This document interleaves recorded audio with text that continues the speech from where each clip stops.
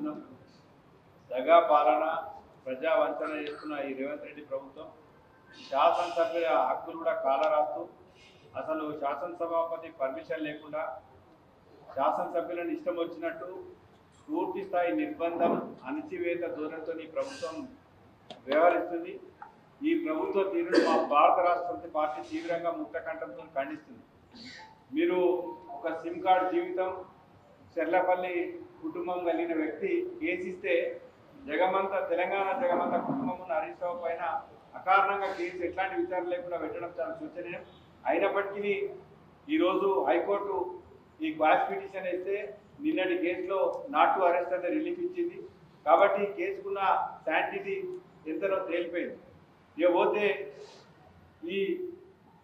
మీ పత్రికా ముఖంగా మన రాష్ట్ర తెలంగాణ పోలీస్ అధికారుల సంక్షేమ సంఘానికి కూడా ఒక విజ్ఞప్తి చేస్తున్నాం.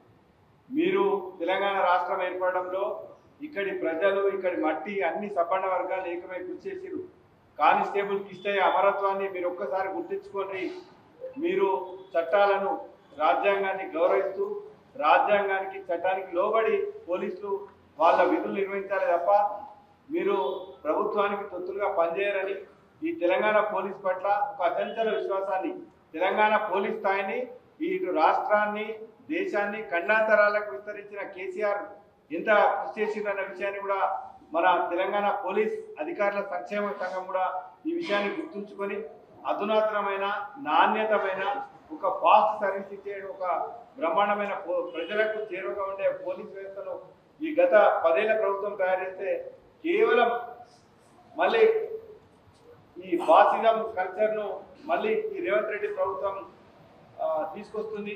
కాబట్టి ఈ విషయం పట్ల కూడా పోలీసులు మన తెలంగాణ ఇదాన్ని, మీ ఆత్మగౌరవాన్ని, ఇటు చట్టాన్ని, ఇటు రాజ్యాంగాన్ని ఇవన్నీ పరిశీలిస్తూ మీరు మీ బాధ్యతలు నిర్వహిస్తారని చెప్పి మేము ఇక్కడ తెలంగాణ ప్రజలుగా, ఇక్కడి పౌరులుగా వాళ్ళకు కూడా ఒకసారి అప్పీల్ చేస్తున్నాం. ఏది ఏమైనప్పటికీ వీళ్ళు ఈ వారోత్సవాలు, విజయోత్సవాల పేరిట మరొకసారి అసలు కాంగ్రెస్ పార్టీ డిఎన్ఏనే మోసము, వంచన, దగ, వాళ్ళ దగా పాలన, ప్రజా వంచనోత్సవాలు జరుపుతున్న ఈ రేవంత్ రెడ్డి ప్రభుత్వం నిన్న వైద్య శాఖ కావచ్చు, మొన్న వ్యవసాయ శాఖ కావచ్చు, నిన్న ఉద్యోగులకు యువ వికాసం అన్న యువ వికాసంలో ఎంత దగా ఉందో మరి ఇక్కడి తెలంగాణ ప్రజలైన యువకులు, రేపటి భవిష్యత్తు తరాలకు నిజమైన వారసమైన యువకులు కూడా మీరు ఆలోచించాల్సిందిగా మీ అందరికి విజ్ఞప్తి చేస్తున్నాం. మొత్తం ఈ రోజు పోలీసులు వ్యవహరించిన తీరు చాలా శోచనీయం. అప్పటి సమైక్యాంధ్ర పోలీసులను మించిపోయి రేవంత్ రెడ్డి డైరెక్షన్ లో పనిచేయడం చాలా శోచనీయం. కేసీఆర్ కలలు కన్నా ఈ తెలంగాణ రాష్ట్ర ఏర్పాటు ఎందుకైంది? ఇనుప బూటు చప్పుళ్ళు పోవాలి, తెలంగాణ పల్లెలు ప్రశాంతంగా నిద్రపోవాలన్నారు.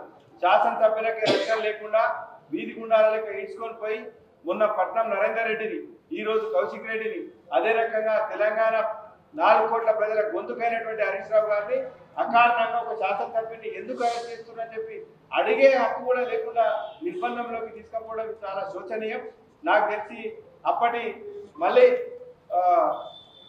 ఈ రకమైన నిర్బంధం ఎక్కువైతే మళ్ళీ ఇక్కడ తీవ్రవాదం ప్రబలే అవకాశం ఉంటుంది. తెలంగాణ మెత్తటి గుండె కాబట్టి ఈ మట్టిని మళ్ళీ మీరు పాడు చేయదు.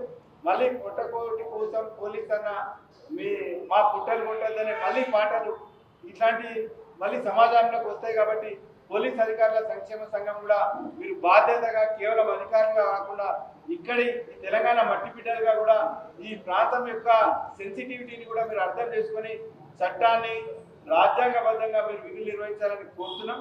అదే రకంగా తెలంగాణ ప్రజల గొంతుకైనటువంటి హరీష్ రావు గారు మీరేదో ఆషామాషిగా అరెస్ట్ చేస్తామంటే మాత్రం తస్మాత్ జాగ్రత్త.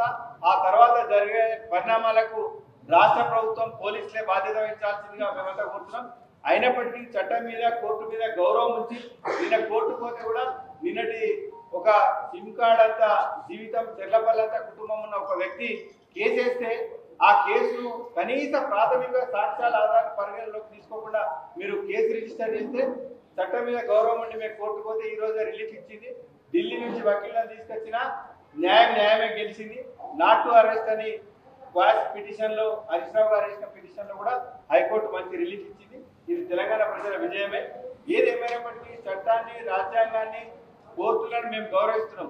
పోలీసులుగా మీరు చట్టాలకు లోబడి ఉండే పోలీసులు మీరు ఖచ్చితంగా రాజ్యాంగానికి చట్టాలకు లోబడి విధులు నిర్వహించాలని, ఈ రకంగా అక్రమ అరెస్టులు చేస్తే ఈ మళ్ళీ ఇనుపపుట్టు చప్పుళ్ళు మళ్ళీ తెలంగాణ పల్లెల్లో తెలంగాణ నేల మీద పుట్టే తెలంగాణ ప్రజలు సహించారని చెప్పి, ప్రత్యేకించి సిద్దిపేట ప్రజలు అంత పెద్ద తెలంగాణ ఉద్యమానికి కేంద్ర బిందువు అయిన కేసీఆర్ హరీష్ రావు వారసులుగా ఎటువంటి పరిస్థితులలో ఈ నిర్బంధాలను అక్రమ అరెస్టులను మేము సహించమని చెప్పి తెలియజేస్తూ, మళ్ళొక్కసారి పోలీస్కి ఇస్తే అమరత్వాన్ని మీరు ఒక్కసారి ఆవాహించుకొని ఈ తెలంగాణ నేల కోసం చట్టానికి రాజ్యాంగానికి లోబడి పోలీసులు పనిచేస్తారని చెప్పి ఆశిస్తూ, తెలంగాణ ప్రజలు తెలంగాణ సమాజం కవులు కళాకారులు వివిధ ఆలోచించే విద్యావంతులు కూడా ఈ అక్రమ అరెస్టుల పైన వెంటనే స్పందించాలని, లేకుంటే మళ్ళొకసారి మళ్ళా తెలంగాణ నేల నిర్బంధం వైపు పోతుందని చెప్పి అనుమానాలు కలుగుతున్న విషయాన్ని మనం ముందే పసిగట్టి తెలంగాణ సమాజం మేల్కోవాల్సిందిగా మేమంతా కూడా ప్రజలకు విద్యావంతులకు సమాజానికి విజ్ఞప్తి చేస్తూ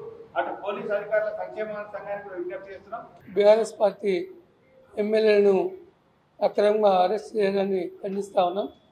ముఖ్యంగా నిన్న పెద్దపల్లిలో జరిగినటువంటి గౌరవ ముఖ్యమంత్రి గారి మీటింగ్ చూస్తూ ఉంటే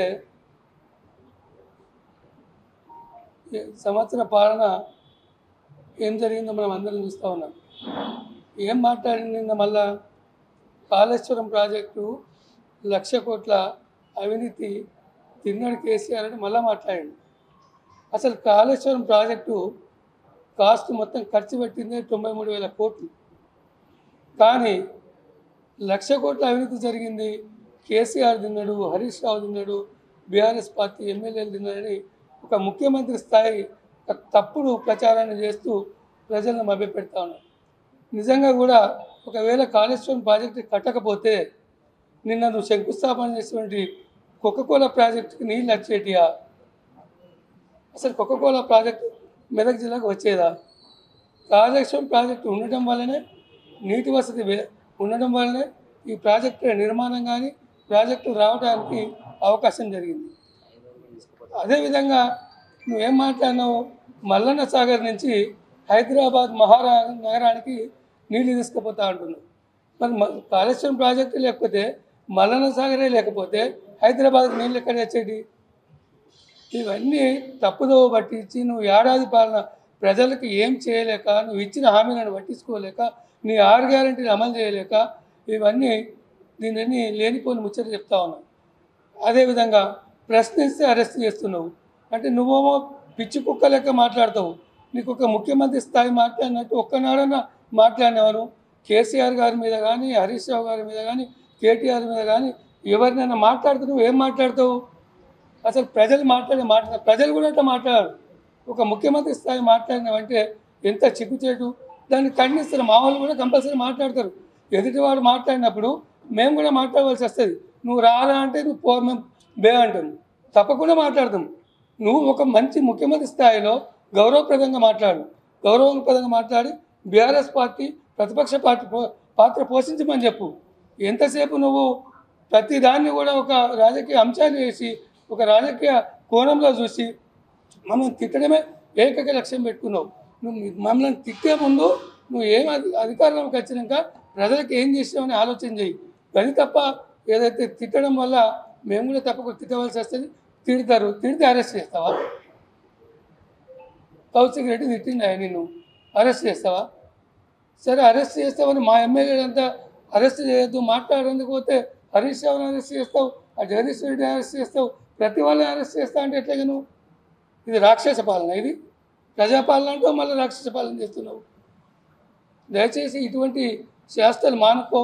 ప్రతిపక్ష పాత్రగా మేము పోషిస్తాము. నువ్వు అధికార పార్టీ ఉన్నావు, నువ్వు మంచి మర్యాద కొద్ది చెప్తుండ్రు. తప్పకుండా నువ్వు ప్రజాక్షేత్రంలో ఉండి ప్రజలకు సేవ చేయి తప్ప ఇటువంటి ఊపదంపుడు అరెస్టులకు మేము అరెస్టులు చాలాసార్లు అయినాం. చాలామంది ఇక్కడ కూర్చున్న వాళ్ళంతా జైలుకు పోయిన వాళ్ళే, ఒక్కరోజైనా జైలుకు పోయిన వాళ్ళే ఉన్నారు ఇక్కడ కూర్చున్న వాళ్ళంతా. తప్పకుండా ఇటువంటి ఊపదంపుడు సమస్య పెట్టకును, ఇటువంటి ఆలోచన పెట్టుకోకు. అరెస్టులతో ఒరిగేది లేదు, వచ్చేది లేదు, నువ్వే బదనామవుతావు తప్ప ఇప్పటికైనా ప్రజాక్షేమం కోసం ప్రజలకు ఇచ్చిన మాట నిలబెట్టుకో. ఇచ్చిన మాట నిలబెట్టుకొని తెలంగాణ ప్రజలకు పనిచేయని కూడా ఈ సందర్భంగా తెలియజేస్తాను. మరిన్ని వీడియోస్ కోసం ఛానల్ సబ్స్క్రైబ్ చేయండి. లేటెస్ట్ అప్డేట్స్ కోసం వాట్సాప్ ఛానల్ ఫాలో అవ్వండి. అండ్ లింక్ డిస్క్రిప్షన్ లో ఉంది.